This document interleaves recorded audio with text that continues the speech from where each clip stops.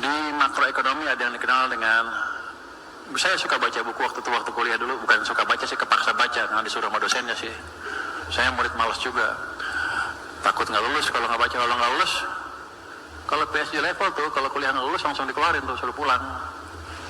Jadi taruhannya besar, bukan itunya, bukan pulangnya yang besar. Kalau pulang sampai Indonesia, kalau saya gagal, saya dicerain istri saya, itu yang paling bahaya.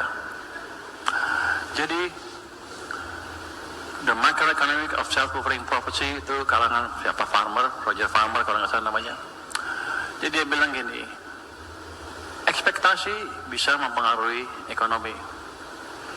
Kalau Anda menciptakan ekspektasi positif, maka ada kemungkinan besar ekonominya akan positif tumbuhnya. Kenapa?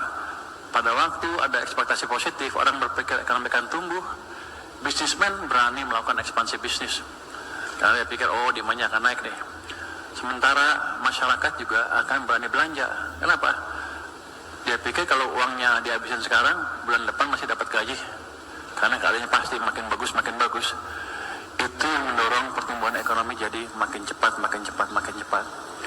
Jadi ketika saya diberi posisi Menteri Keuangan dengan keadaan ekonomi seperti itu, saya jalankan kebijakan tadi. Jadi bukan asal ngomong. Pertama, saya ciptakan ekspektasi. Gimana caranya? Saya belaga sombong, belaga pinter. Memang sombong sama pinter sih sebetulnya juga sih. Jadi pas ya. Saya bilang, gak usah takut. Kita bisa tumbuh lebih baik. Pinternya, ya gue emang pinter ngomong gitu, tapi gak boleh orang Indonesia ngomong gitu rupanya. Orang marah-marah. Wah, lu tengil lu. Terus kalau orang pinter, aku pinter gimana? Ya, kita dengan eksekusi kebijakan. Jadi, saya ciptakan ekspektasi. Kebijakannya apa? Saya masukkan 200 triliun rupiah dari Bank Indonesia, uang saya, uang pemerintah, ke perbankan. Itu akan menciptakan stimulus di perbankan. Habis itu saya monitor gimana hasilnya. Kalau kurang, saya tambah lagi. Jadi saya manage ekspektasi dengan tindakan real dan memonitor hasilnya di lapangan seperti apa. Kalau enggak, kalau saya cuma ngomong doang, dalam 2 minggu kredibilitas gugur.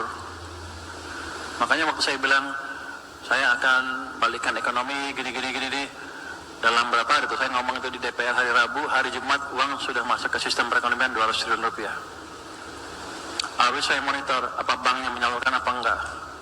Kalau banknya nggak menyalurkan, saya ancam tuh, punya Danantara kan banknya, saya ancam.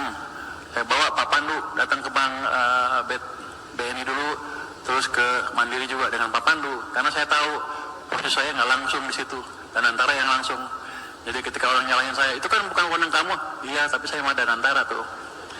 Jadi gue salahin si Pak Pandu. Itu memastikan bahwa kebijakannya jalan. Setelah itu saya monitor, ada nggak perbaikan di ekonomi? Ternyata kan ada. Coba ada nggak yang sales? Nanti saya tulis. Penjualan naik, retail mulai naik, pasar mulai ramai, dan bank-bank sudah menyalurkan kredit. Ini kalau lihat ya, Anda lihat ya, di sebelah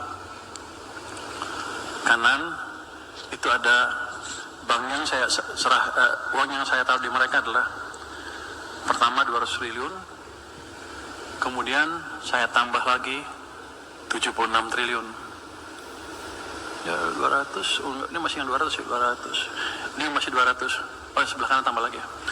Ya, tambah 200 triliun. Akibatnya apa? Saya pengamat, saya ekonom yang suka campur-campur, fiskal, moneter, saya pakai semuanya. Pokoknya memaksimalkan pertumbuhan ekonomi. Yang saya mau jalankan adalah supaya fiskal jalan, moneter jalan, real sektor jalan.